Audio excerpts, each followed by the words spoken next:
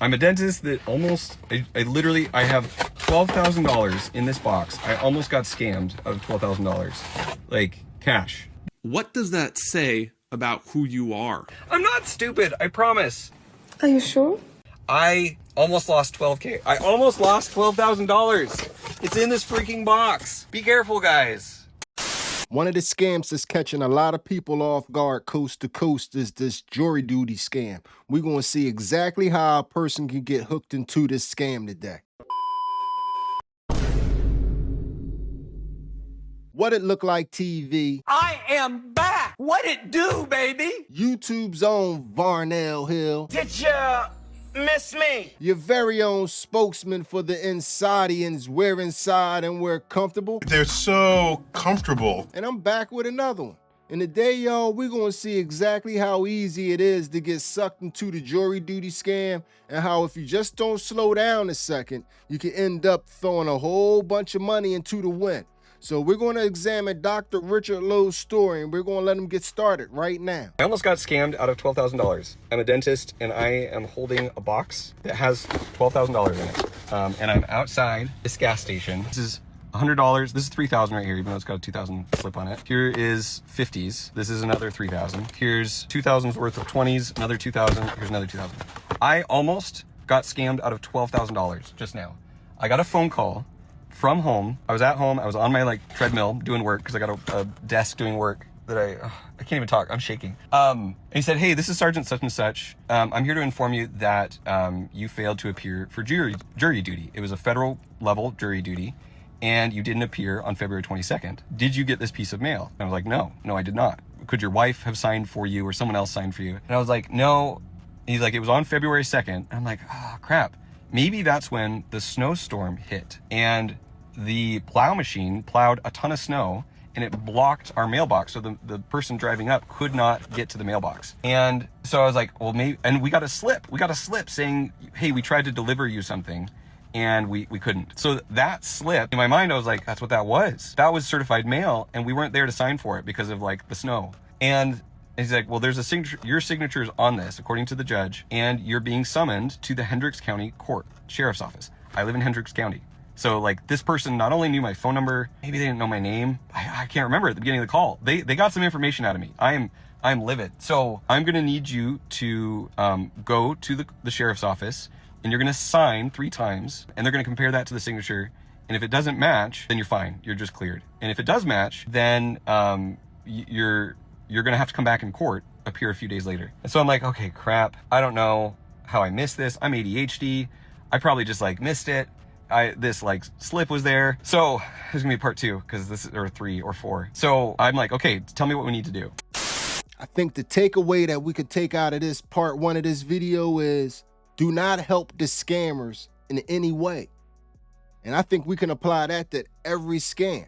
Don't help the scammers in any way. He helped the scammers by, hold on, it was a slip. I didn't sign it. The snowman. He was trying to figure out a way to make the scammer correct on the phone. If you don't know what the people on the phone are talking about, you don't know what they're talking about, hang the phone up. They should be communicating with you by mail or some other way. But if you don't know what they're talking about, don't force yourself to remember what these people are trying to tell you that you did or that you didn't do.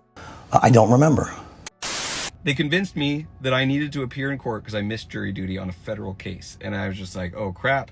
Totally could have happened. They sent it via certified mail. Well, they get me into my office. They get my email from me. What's your email? They wait a second, check, refresh it. It might be in your spam. So I was like, I go in my spam and there it is. And my heart's pounding. I missed this federal duty. It's a big deal. And if I don't come in today, it's a big problem. And so I pull up these documents that they've now sent me. They have federal seals on them. They look super official. There's a gag order, as well as a warrant for my arrest that says if I don't come in Hendricks County Sheriff's Office right now, that it will initiate this criminal process. And so he has me read these documents word for word over the phone, and it has my name on it. Of course, I had told him my full name and my email address. So he's got someone behind the scenes generating documents and sending me documents. And basically, if you don't show up, they're going to have a warrant for you. Officers will be dispatched out. I have never been arrested. I've never known anyone who's arrested. I don't know how bail works. I don't know how, like, any of these things work. So he's like, what you're going to do is I'm going to transfer you to this other officer. He's going to help you, or sergeant. They're all sergeants. They had American accents. They did not sound foreign. This was not some crazy, like, overseas scam. And, like, the documents looked legit, except they weren't PDFs. They were JPEGs. I was a major in the US Army. I recruited, medical recruiting. We had, like, tons and tons of documents. They were all PDFs. So, like, looking back, I was like, why am I having to, like, zoom in on these JPEGs? After he has me declare and elect which process I want, the civil process or the criminal process. Either, hey, you get arrested, you're going to be held for 7 days, or the civil process, you go in, then you'll get your court date if your signatures do match. Then we start the process of, like, how bail is going to work. I have to go take cash out. Oh, and by the way, you can't contact anyone right now. This is being recorded. You can't hang up. Any text message you send can be held against you. So I had an appointment with a client. I had my wife. I tried to, like, text her. He's like, you need to read to me what you're saying in your text message. So they're controlling my ability to communicate with the outside world. Okay, part 3 here in a minute. Like I said, man, it's best to hang up if you don't know what these people are talking about, because all you're giving them is more of a chance to sink the hook deeper and deeper and deeper into you. And here go another important thing that I'm gonna need a lot of people to listen up to right now. Right now, it's a world of wolves out there. It's a world of wolves. If you a good person and you ain't never been locked up and you done walked the straight and narrow your whole life, I salute you. But keep that to yourself, because when a wolf hears that, you gonna look like a sheep. And him telling the people on the phone that he never been to jail and he don't know the process. I have never been arrested. I've never known anyone who's arrested. I don't know how bail works. I don't know how, like, any of these things work. So he's like, what you're gonna do, all that did was allow them to sink the hook that much deeper into him and scare him a little bit more with jail. You're gonna have to keep certain things to yourself. You don't need to be telling strangers everything, especially on the phone. And so he prevented me from texting my wife, texting anyone else. I had to read aloud everything. I had to stay on the phone. I needed to go to the bathroom. I'm like getting ready to leave. He's like, you need 2 forms of ID, either a driver's license and a passport, or a driver's license and a piece of mail. I'm like, can I go to the bathroom? Can I mute you? He's like, you cannot mute this because it's being recorded. So I went pee on the phone with a scammer. I was on my phone for over an hour with these guys. I like leave, I grab a snack. I'm like, all right, I gotta get my cup, gotta get my protein chips, got my Quest chips in. And I'm like, I can't even listen. I was pissed. I was like, I can't listen to music or a podcast or something because I'm on the phone with these guys. And he's like, okay, I'm gonna need you to drive to your bank, give us your ETA, read your odometer. I'm like, I can't find the odometer. I've got a Tesla. I know you can find it. He's like, oh, it's just for reimbursement of gas. So if you've got a Tesla, it's fine.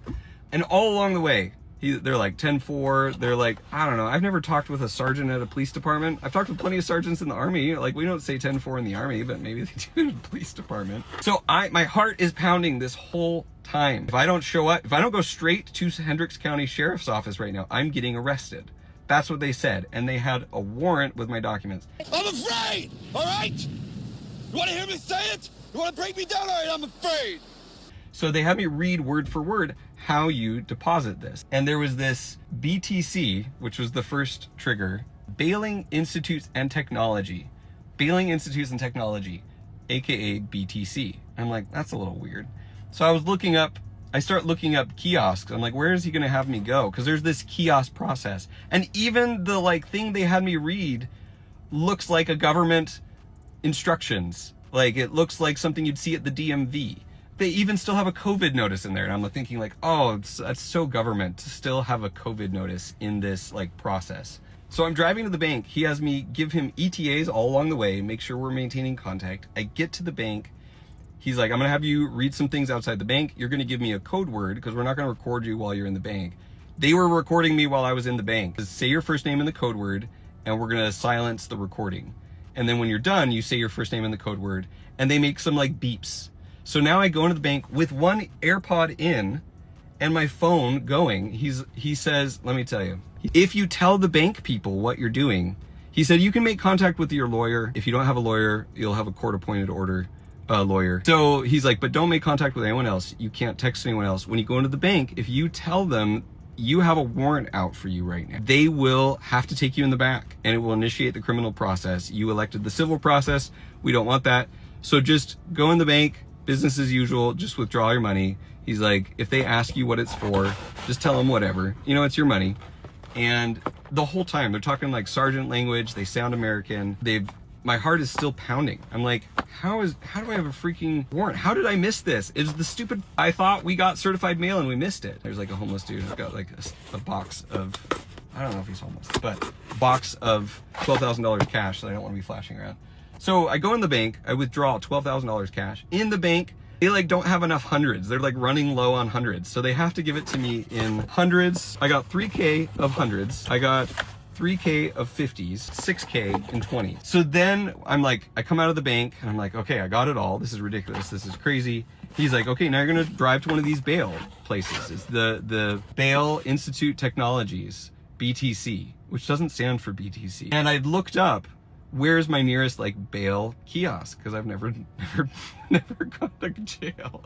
I don't know how bail works. And I look up like BTC bail kiosk and all that shows up is Bitcoin kiosks. That's a little weird. So then I pull up to where he's directing me to go. Once again, he's getting ETAs from me, constant check-ins, just making sure you're still on the line. Dispatch wants to know where you're at. I'm like, man, this is a lot of like man hours the government is putting into controlling someone to like show up for like a missed jury duty. So I pull into the parking lot. He's like, I'm gonna have you read some more documents. He sends me more documents with official like logos and signatures. And I start to read them and there's typos and it's a JPEG. And I'm like, I am not walking into this freaking gas station. I'm like, this is a scam. This is a scam. So I'm gonna walk into this gas station right now and show you the kiosk where he wanted me to deposit $12,000. Before Dr. Lowe shows us the Bitcoin ATM, I just want everybody to think about something. I'm not sure exactly what the national debt number is, but it's extremely high. That number is extremely high. It's in the trillions. And it's in the trillions of dollars. They don't want Bitcoin. They don't want Target gift cards. They don't want Amazon gift cards. They want cash. Just send your cash. Just like baby Bush just said right there, they want cash. So if you ever get any notifications where they want something other than cash, you know it's a scam. And PDF files, come on, man, they sending you JPEGs. The JPEG should have automatically been. And you should have been caught the spelling errors. It's poking a lot of holes in your story. We appreciate you telling it. But a lot of these things we have to stay vigilant about. We got to stay on top of these things because one small slip up could be $12,000, $5,000, hell, $100 is too much. We not giving these scammers anything anymore. And so I haven't been in here. I don't know what this kiosk looks like.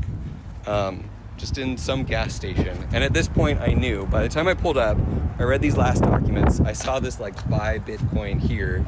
I'm like, I'm getting scammed. I almost fell for this. I've been on the phone for over an hour. He's like, it's gonna be a black and green kiosk. There's no black and green kiosk in here. So it was just this one. It was this Bitcoin kiosk. I can't believe it. I almost lost $12,000. So at that point I told him, I'm not doing this. I will go to jail. I'm electing the other process. And so I start driving towards Hendricks County Sheriff's Department, which is where he told me I'm being summoned to. And he's like, okay, I'm gonna transfer you to the other officer. He didn't say officer because he's a sergeant. And I'm military, so I'm thinking like sergeants, like, oh yeah, this would be like such a sergeant thing to have to do, is to like babysit people on the phone to get them to come in. And he transfers me over to the other guy. He's like, okay, state your name and that you are electing the criminal process. Like, yeah, I'm electing the criminal process. And he's like, okay, proceed to the courthouse. And so I'm like, okay, what's the scam? How's the scam gonna escalate from here? Tell me your size of your clothes so that we can get ready to in-process you. Like, you're going to jail, you're going to be in the public detention thing, And I just start laughing. I'm like, you're trying to scam me out of this. He's like, okay, you're making fun of an officer and this is going to escalate your charges. And I'm like, dude, this is theater. This is social engineering like you'd never believe. And I almost felt, my heart is still pounding. I almost lost $12K. I almost lost $12,000. It's in this freaking box. Be careful, guys. Be super careful. Luckily, I didn't read my social security number out at the bank, but I had to punch it in. The guy was on the phone with me. Don't believe anything. Holy crap. My man came to his senses at the last moment when they started talking about the Bell Institute, whatever it was. But they're always going to want cash. They're never going to want any Bitcoin. And I know it's a lot of people out there that's like, you know, he should have known and this, that, and the other. But my man's story can teach a lot of people, man. What I'm taking from this is they're preying on people that haven't been to jail and is not in the system. So if you haven't been in jail or you've never been in the system and you don't know how things work, you might want to just look into it a little bit and be aware that if people call and they're on the phone and they're really pushing this jail stuff and they're really, you know what I mean, being spooky about sending you to jail, it could possibly be a scam. It could possibly be a scam. Most likely it is a scam. But I think it's some lessons that we could take away from that. And I'm trying to get everybody just to stay more aware of these scammers because they're out there and it just seems like it's tons of them out there. And when you feel like you're the person that knows it all and that you can't be scammed, you're the person the scammers are looking for. So stay humble, stay aware, try to stay alert, try to educate the people around you, and we could start fighting back and making this not worth their while. But as long as people are falling for it, it's going to be worth their while. Because think about it. While he's telling his story about how he figured it out at the last moment, it was plenty of people last week that didn't figure it out. And they probably didn't even tell anybody. They probably thinking they paid the bill off and just moved on with their life and never even realized that they were scammed. It's people out there that well, they didn't even realize they experienced that. Maybe they're watching this video right now and they're experiencing it. I just was surprised that after he figured it out that it was a scam, he stayed on the phone with them and was still going down to the county office. He just wasn't really willing to let it in. It seems like he wanted it to go on. Stop wanting it to go on. Hang the phone up and move on. But anyway, man, we done reached the end of another journey, man. So this video is going to end like all the other videos. Hit me up in the comments section and let me know how you feel about everything you have just witnessed. Tell me how you felt about what just happened there. And if you made it to this point in the video, you are my MVP. It was a stone groove, my man. I'm out of here. I almost got scammed as a dentist out of $12,000 3 days ago, and I posted 5 reels knowing I was going to get so much hate. I was going to get people telling me I'm an idiot. How could you fall for this? This was so freaking obvious. And in a lot of ways they were right. Like they sucked me into this emotional manipulative journey. I feel like what an abusive relationship would be like. I finally understand a little bit. Like, this is to be controlled and manipulated by small degrees. And they maintained control of the whole conversation, the whole call. So I got scammed. And since then, my friend, who is a dentist, his dental assistant got called yesterday at work with the same scam. And because of that scam, because of my posts, he showed her the reel, and she got off the phone with the scammer. She didn't have to waste hours of her life with this guy and potentially lose out on a bunch of money. I am willing to take heat and hate if it helps someone. Guess what? I'm a dentist. That's all we do, is take heat and hate in order to try and help people. That is our job. We tell people, I know you don't want to be here. I know you think everything's fine. This doesn't hurt right now. There is a hole in your head. I would like to help you fix that hole before it gets worse. Until, it turns into an abscess. It turns into an ER visit. It turns into excruciating pain on your daughter's wedding. We'd like to fix it now. And what do they say? I hate the dentist. I hate being here. I get it. You don't want to be there. But I can take your hate. So if you're going to dish out hate for me scamming or getting scammed and trying to raise awareness, baby, it just fuels the algorithm. Just tell me that I don't deserve a dental degree, that I don't deserve a PhD, that I must be a true idiot. please comment. And then love those comments, like them, respond, agree. Feel so good for hating this idiot dentist. You're smarter than this idiot dentist. Did you know that? You're actually smarter than him, because you wouldn't have got caught by this scam. So you should feel really good. You should feel really good about yourself, and tell him how much smarter you are.